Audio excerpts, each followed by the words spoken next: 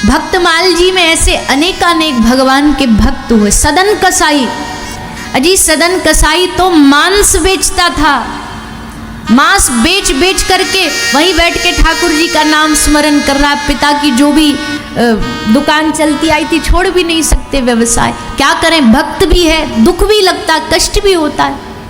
पर सदन कसाई जी मांस बेचते बेचते भी नारायण नाम जाप करते, भगवान का नाम स्मरण करते। और फिर एक दिन मन में आया कि ये सब छोड़ दूं, अब सीधा श्री जगन्नाथ भगवान की शरण में जाऊंगा, अब और कुछ नहीं चाहिए। और चल पड़े श्री जगन्नाथ भगवान की शरण में। श्री सदन कसाई, नाम के पीछे ही देखो कसाई लगा हुआ है, पर वो भी भगवान का भक्त बन गया। जगन्नाथपुरी, जगन्नाथ धाम की ओर आते जा रहे, देखा रास्ता में एक गांव पड़ा, सोचा यहाँ हम रुक जाते रात्रि को एक महिला के घर रुक गए।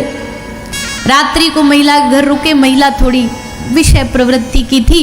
आधी रात को आई और आकर के बोली कि आप मैं चाहती हूँ आप हमारा संग करो, मेरा मन आप पे मोहित हो गया है। सदन कसाई बोले, अरे देवी आप मेरी माता समान हो, ये अधर्म मत करो, आपके घर में आपका परिवार है, जीवन है, पति है। कहा नहीं, अगर तुम हमारी बात नहीं मानोगे तो मैं तुम्हारे ऊपर इल्जाम लगा दूंगी। महाराज जी ने, सदन कसाई ने कहा, देवी अब चाहे जो भी कर लो, हम तो भगवान के भक्त हैं। चिल्लाने लगी, चीखने लगी, पूरा घर इकट्ठा कर लिया, गांव इकट्ठा कर लिया और आकर के कहा, ये साधु हमारे घर में रुका रात्रि को और हमारे साथ कुछ अभद्रता कर रहा था। राजा के पास ले जाया गया सदन कसाई को। राजा ने कहा कि इस व्यक्ति ने किसी नारी पे हाथ उठा, इसके हाथ काट दो। देखो भक्त की भगवान कितनी परीक्षा लेते हैं, कितनी परीक्षाएं होती हैं, पर सब परीक्षा भक्त पार करता, ना कोई गलती होते हुए, अपराध होते हुए सदन कसाई के दोनों हाथ काट दिए गए, दोनों हाथ काट दिए। पर फिर भी भगवान पर विश्वास रख के सदन आए जगन्नाथपुरी तक रोते रोते, कटे हुए हाथों से, और आकर के श्री जगन्नाथ महाप्रभु के सामने खड़े होके कहा, प्रभु तू तो जानता है मैंने कोई अपराध नहीं किया, मैंने कोई भूल नहीं की, मेरे उस न भूल करने पर भी मुझे दंड दिया गया, अब मैंने तुझ पे सौंप दिया, तू जो करना चाहे कर। जैसे कह के जगन्नाथ भगवान के सामने साष्टांग प्रणाम किया। हाथ तो थे नहीं, पर जैसे जगन्नाथ भगवान के सामने लेटे साष्टांग, प्रभु के सामने लेटे दोनों हाथ प्रकट हो गए। सदन कसाई, जगन्नाथ भगवान ने दिखा दिया कि देखो हम अपने भक्त के साथ अन्याय नहीं होने दे सकते, चाहे कुछ भी हो जाए, अन्याय नहीं करेंगे। हाँ परीक्षा जरूर लेंगे, परीक्षा तो भैया खूब लेता है प्रभु, इतनी परीक्षा लेगा, इतनी लेगा, बीच में ही टूट के आधे लोग तो आधे रास्ते से भाग जाते हैं वापस। और ये कृष्ण भक्ति करने वाले और अच्छे से जानते हैं। देखो बड़ी ध्यान से सुनना, और देवी देवताओं में क्या गुण होता है कि वो तुम जो चाहो मांगो वो देते हैं, पर कृष्ण देता नहीं है, उल्टा जो है वो तुमसे छीनता है। छीनने की आदत है ना बचपन से, चोरी करने की, तो छीनता है। इस छीनने में आधे लोग घबरा जाते हैं, अरे राम राम राम राम, जब से हमने भक्ति करी तो हमसे तो हमारा सब कुछ छीन लिया गया। पर जो घबराएगा नहीं, फिर देखो उसको क्या ठाकुर जी माला माल करेंगे, क्या उस पर कृपा करेंगे। ऐसे भगवान के भक्त, ऐसे भक्त ध्रुव जी हुए, ऐसे भक्त प्रहलाद जी हुए, ऐसे भक्त भरत जी हुए। श्री सुखदेव जी महाराज भागवत के प्रसंगों के माध्यम से भगवान के भक्तों का चरित्र सुनाते, भरत जी का चरित्र सुनाते। राजा प्रियव्रत के वंश में भरत जी हुए, जिनके नाम से हमारे देश का नाम भारत पड़ा। सारे जहां से अच्छा, ऐसे ढीले ढीले काय को बोल रहे हो?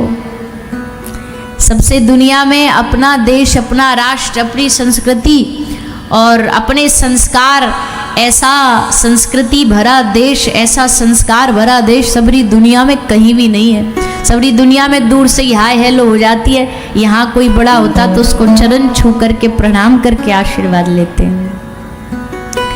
तो भारतवर्ष की संस्कृति, भारतवर्ष भरत जी के नाम से देश का नाम भारत पड़ा। पर शास्त्र कहता है, भागवत जी कहती है, मोह छूटना आसान नहीं है, और वो भी किसी को इतना बड़ा राज्य का राजा बना दिया जाए और उसका मोह छूट जाए, ये बहुत बड़ी बात है। राजा भरत जी का मन संसार में लगा नहीं, खूब राजा बने, खूब राज्य संभाला, पर एक दिन आया कि अब ये सब छोड़ देंगे, अब बहुत हो गया, अब ये समय नहीं है ये सब झंझटों में पड़ने का, अब हम भजन करेंगे। ये सोच करके गंडकी नदी के पास एक कुटिया बना ली, वहां रह के भजन करने लग गए। पर माया आई रूप बदल करके, किसका रूप लेकर के? वो लेके मृग शावक, एक हिरनी के बालक के रूप में। एक हिरनी के बालक को भरत जी का मन उसमें उलझा, और उलझा तो ऐसा उलझा कि अब तो भजन पूजा में मन नहीं लगता, बैठते हैं तो ध्यान में भगवान नहीं आते, बैठते हैं तो मन में वो हिरनी का बालक याद आता है, भजन कम हो गया, मन वहां ज्यादा लग गया। और धीरे धीरे धीरे एक समय आया जब काल आया, और काल भी कैसे आया? अंतिम समय में उस बालक को याद करते करते श्री भरत जी महाराज ने अपने प्राण त्यागे। और जैसे प्राण त्यागे तो अब जब अंत में मन वहां लगा था तो अगला जन्म भी भगवान ने उसी का दे दिया। अंतमति सो गति, अंतिम समय में व्यक्ति जो विचार करता है, अंते नारायण स्मृति, अंतिम समय में अगर भगवान नारायण की स्मृति करेगा, नारायण को याद करेगा तो भगवान की प्राप्ति होगी। अंत समय संसार की याद करेगा तो संसार मिलेगा, पर इसका अभ्यास पूरे जीवन भर करना चाहिए। अंतिम समय में भगवान का नाम निकले, इसके लिए सारा जीवन भर अभ्यास करो। क्या अभ्यास करो? बोले भगवान का नाम निरंतर लेना चाहिए, सोते सोते नाम लो, क्या पता कौन सी श्वास अंतिम हो जाए।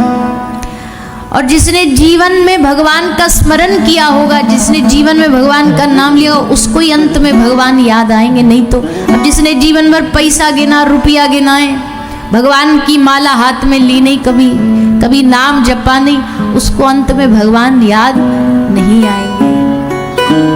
भगवान को याद करने के लिए जीवन भर भजन करना पड़ेगा, नाम लेना पड़ेगा, क्योंकि ये मन इतना चतुर है, इतना भागता है, इतना चंचल है कि किसी भी कीमत पर इसको अंत समय में भगवान की याद नहीं आती।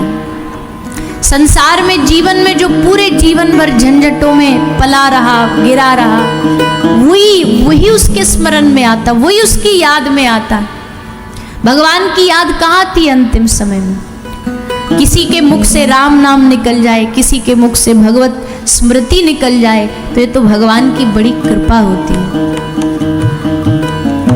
कहते हैं हमारा जो जीवन है वो एक वीडियो कैमरा जैसा है, सारा जीवन भर इसमें मन रिकॉर्ड करता रहता है। अब जब अंतिम समय आता तब सारी रिकॉर्डिंग हमारे दिमाग में चालू होती, तब याद आता है कि हमने क्या बुरा किया, किसके साथ हमने धोखा दिया, किसको हमने नुकसान पहुंचाया। तब अंतिम समय में वो याद आएगा। अच्छा किया होगा तो अच्छा याद आएगा, भगवान का नाम लिया होगा तो नाम याद आएगा, और अगर नहीं लिया होगा तो नाम याद नहीं आता। इसलिए कोई किसी की मृत्यु हो रही हो तो कहते भैया गंगा जल मुंह में डाल दो, बोलो भगवान का नाम, बोलो भगवान का नाम कहो। पर कई आत्माएं ऐसी पाप वृत्ति से भरी हुई होती, उन्हें पता भी है कि हम मरने वाले, तब भी भजन में मन नहीं लगता, तब भी उनकी जिह्वा से नाम नहीं निकलता। इसलिए सबको अभ्यास करना चाहिए। हमने कल ही कहा था सबकी तैयारी करता है आदमी, पर मरने की नहीं करता, उल्टा मरने के नाम से तो उछलता है, घबराता है। ये क्या शिक्षा दे रहे हो आप हमें? पर हमें तैयारी ये करनी चाहिए कि जुबान को आदत पड़ जाए कि जब प्राण जाए, शरीर से। इतना तो करना स्वामी, जब प्राण तन से निकले गोविंद नाम लेकर, तब प्राण तन से निकले। भगवान से हमें प्रार्थना करनी चाहिए, प्रभु दुनिया में सबसे कष्टप्रद समय होता है मौत। मृत्यु से बड़ा कष्टप्रद कुछ नहीं होता। यमदूत खींच रहे हैं, पुराने कर्म खींच रहे हैं, अपनी ओर ध्यान आकर्षित कर रहे हैं। ऐसे समय में अगर मन भगवान के चरणों में नहीं लगा, नाम नहीं लिया, तो अगले जन्म में फिर वही बनेंगे। कोई बोला अच्छा ऐसी बात है, अंतिम समय में जो याद कर लेते वही मिल जाता है, तो फिर सारा जीवन तो भजन करने की जरूरत नहीं, अंत में राम बोलेंगे और बस हो जाएगा काम। बोले भैया इतना आसान होता तो सबरी दुनिया यही ना कर लेती। कफ वात पित्त कंठ अवरुद्ध हो जाता है, कुछ याद नहीं रहता, शरीर न जाने कितने सर्प बिच्छू के डंक मारने जैसा शरीर में पीड़ा कष्ट होता है। ऐसे में भगवान याद आए? जाते जाते भी आदमी यही सोचता रहता है, मैं चला गया तो घर कैसे चलेगा, परिवार कैसे चलेगा।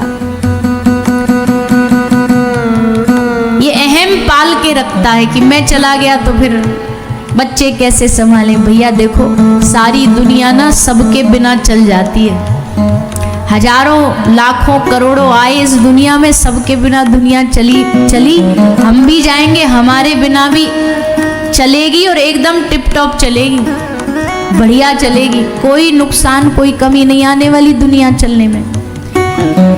अहम ने एक वहम पाल रखा है, अहम ने एक वहम पाल रखा है कि सब कुछ मैंने संभाल रखा है। अहम का वहम क्या है कि बोल मैंने संभाल रखा, हम नहीं होते तो ये थोड़ी ना कर पाते, हम नहीं होंगे थोड़ी ना चला पाएंगे। ये अहम का वहम है। संसार सबके बिना चलता है। और बुरा नहीं मानिएगा, आज ज्यादा से ज्यादा 10-20 साल तक याद रखे जाओगे, उसके बाद धीरे धीरे धीरे धीरे नामो निशान भी मिट जाएगा, कोई नाम तक भी नहीं जानेगा। अगर कोई ये सोच रहा हो कि हमारे बच्चों से हमारा वंश चल जाएगा, तो एक आध पीढ़ी तक वंश चलाना नहीं होता। एक आध पीढ़ी के बाद किसी को नाम भी याद नहीं रहेगा। आज से 3 पीढ़ी पीछे हम आपसे भी पूछे तो आप भी सर खुजाने लग जाओगे। दादाजी परदादाजी इन तक तो गाड़ी जैसे तैसे चली जाती है, उससे पहले कौन हुए कौन जानते हैं। अमर बनने का, लंबी आयु प्राप्त करनी है, दुनिया में याद रखना है अपने आप को, तो एक ही रास्ता है, कुछ ऐसा करके जाओ कि सारी दुनिया कभी आपको भुला ना पाए। आज भी सम्मान ध्रुव और प्रहलाद का नाम लिया जाता है। उनके बालक का क्या नाम था, किसी को याद है? लेकिन उनकी भक्ति ने उनको अमर बना दिया, उनके कर्म ने उनको अमर बना दिया। तुलसीदास, सूरदास, रैदास, कुम्भनदास, चतुर्भुजदास, ये सब अपनी भक्ति से अमर बने। इसलिए ये कहीं कोई सोच रहा हो कि वंश चलाना केवल संतान वंश चलाएगी, नहीं, संतान से आपकी वंश का नाम जरूर चल जाएगा, पर आपको अगर अमरता प्राप्त करनी है तो आपको अपने कर्मों से ही करना पड़ेगा।